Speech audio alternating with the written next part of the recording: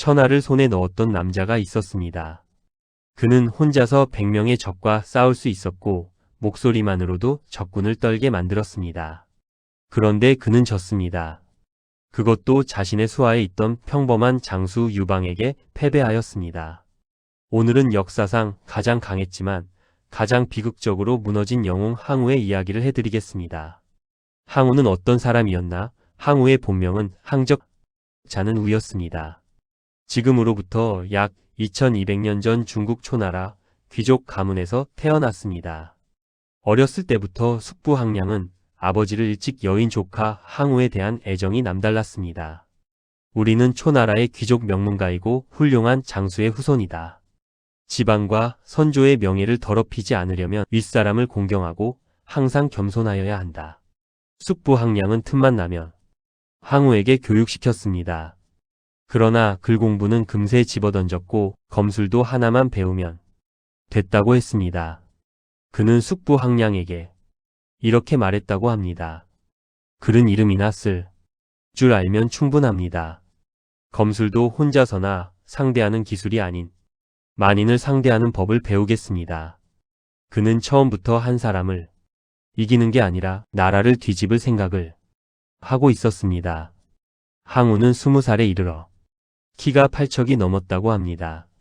지금으로 치면 184cm였던 셈이지요. 두뇌 회전도 빨라 항상 주변의 사람들이 따랐다고 합니다. 그 즈음 진나라의 진시황제는 강력한 황제였지만 백성들의 삶은 피폐했습니다. 엄청난 세금, 강제 노역, 조금만 실수해도 죽음이 기다리는 법. 진시황이 죽고 나서 나라는 흔들리기 시작했습니다. 각지에서 반란이 일어났고 항우도 숙부 항량과 함께 군사를 일으켰습니다. 항우와 평생을 겨루게 될 라이벌 유방입니다. 유방은 항우와 달리 귀족도 아니었고 특별한 재능도 없는 평범한 관리 출신이었습니다. 두 사람은 처음에는 같은 편이었습니다. 항우의 진짜 능력은 전쟁터에서 빛났습니다. 기원전 207년 진나라의 40만 대군이 조나라를 포위했고 곳곳의 제후 장군들은 두려워 지켜만 보고 있었습니다. 그러나 항우는 달랐습니다. 강을 건넌 뒤 그는 병사들에게 명령했습니다. 배를 모두 침몰시켜라. 솥을 모두 깨부숴라. 사흘치 식량만 남기고 모두 버려라. 조금도 살아서 돌아갈 마음이 없다는 강한 의지를 보여주었습니다. 모두 버리고 테러도 밥도 없었습니다. 싸워서 이기거나 모두 죽거나 항우의 군대는 물러설 곳이 없었습니다. 9번 싸워 9번 이겼습니다. 진나라의 40만 대군이 무너졌고 초군의 용맹함에 할 말을 잃고 제후, 군과 장수들은 항우 앞에 무릎을 꿇었습니다. 이 순간 항우는 사실상 천하의 주인이 되었습니다. 그러나 항우에게는 치명적인 약점이 있었습니다. 바로 사람을 믿는 것, 그리고 끝까지 밀어붙이지 못하는 것이었습니다. 항우보다 먼저 진나라 수도에 입성한 유방을 보고 항우의 참모 범증은 경고했습니다. 유방을 지금 죽이지 않으면 반드시 후회하게 될 것입니다. 그리고 항우의 조카 항장에게 말하기를 우리 군왕의 사람됨이 차마 결단을 못 내리니 그대가 칼춤 추기를 청하고 칼춤을 추다가 패공 유방을 죽이시오. 그렇지 않으면 그대의 일족은 패공에게 죽게 될 것이오. 그러나 항우는 허락하지 않았습니다.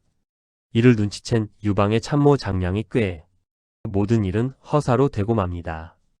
유방은 화장실에 간다는 핑계로 자리를 빠져나와 도망쳐 목숨을 건졌습니다. 이 하룻밤이 역사를 바꿨습니다. 이후 4년간의 전쟁, 초안전쟁, 즉 유방과 항우의 싸움이었습니다. 항우 군대는 위장 항복과 미인계에 속아 마침내 해하에서 완전히 포위됩니다. 그날 밤 사방에서 들려오는 초나라 노래, 이것이 그 유명한 사면초가입니다. 사방이 적의 노래로 가득 찼다는 뜻입니다. 항군과 제후군이 항우의 누벽을 겹겹이 포위한 밤 사방에서 초나라의 노래가 들려오기 시작했습니다. 항우는 크게 놀라며 탄식했습니다. 한나라가 벌써 초나라 땅을 모두 차지했단 말인가? 그는 군막 안에서 괴롭게 술을 마셨습니다. 그의 곁에는 연인 우이와 추라 불리는 준마가 마지막을 함께하고 있었습니다. 비분간개한 마음을 억누르지 못한 항우는 자신도 모르게 시를 읊으며 노래를 불렀습니다. 힘은 산을 뽑고 기세는 세상을 덮을 만하나 운이 다하니 에마 추마저 나아가지 않는구나. 추가 가지 않으니 이를 어찌할 것인가? 우이야 우이야 너를 또 어찌하리. 항우의 노래가 끝나자 우이 역시 눈물을 흘리며 답가를 부르고 슬픈 춤을 추었습니다. 사방엔 한나라 군사뿐 들리는 건 초나라의 구슬픈 노래라네. 대왕의 의기가 꺾였으니 내 어찌 살기를 바라리오. 대왕의 의기가 꺾였으니 내 어찌 살기를 바라리오. 노래와 춤이 끝나자마자 우이는 스스로 비수를 꽂아 항우 곁에서 생을 마감했습니다. 항우는 통곡했고 좌우의 근신들도 차마 고개를 들지 못한 채 함께 울었습니다. 항우는 하늘을 향해 외쳤습니다. 하늘이 나를 망하게 하려는 것이지 결코 내가 싸움에 약한 탓이 아니다. 달려드는 한나라 군사들을 향해 눈을 부릅뜨고 꾸짖자 그 기세에 눌린 병마들이 수십 리를 퇴각했습니다.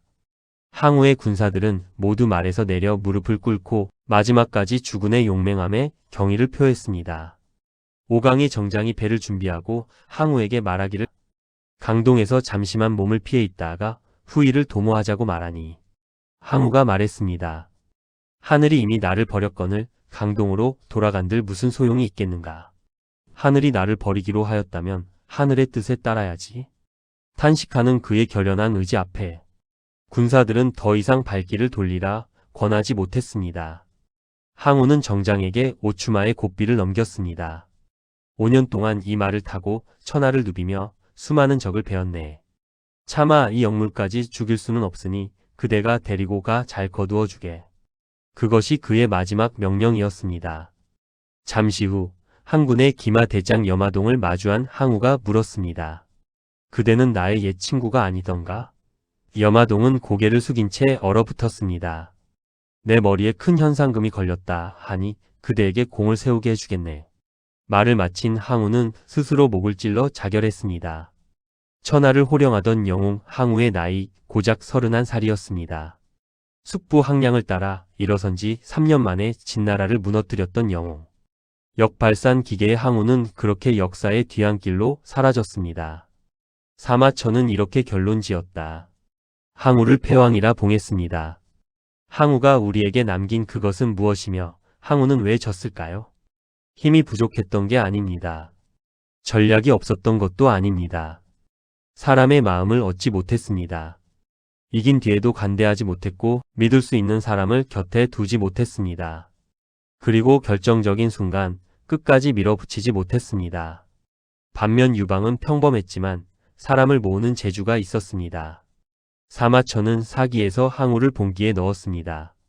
즉 황제의 기록에 넣었습니다. 황제가 아니었는데도 그것이 사마천이 항우를 평가한 방식이었습니다. 비록 천하를 얻지는 못했지만 그는 진정한 영웅이었다고. 사마천은 항우가 관중을 버리고 초의 땅을 그리워하여 의제를 죽이고 자립하기에 이르러 왕후가 항우를 배반하게 된 것을 원망하는 것은 잘못이다. 항우는 패왕의 과업이라고만 생각해 무력으로 천하를 경영하려 했다. 이로 인하여 동성에서 죽음을 맞이하매 자신의 잘못을 깨닫지 못하고 하늘이 나를 망하게 한 것이지 내가 싸움에서 패한 것은 아니다. 라고 하였으니 이는 잘못이 아닌가? 라고 안타까워하였습니다. 그러함에도 봉기는 태고로부터 한해 효무제에 이르는 2508년 동안 제왕들의 흥망성쇠를 기술한 일종의 정치사이다. 여기에 왕이 아닌 항우가 봉기에 묶여있는 점이 특이하다.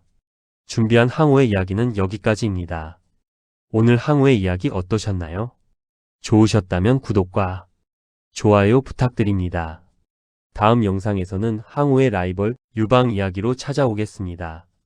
감사합니다. 달빛 아래 문장이었습니다.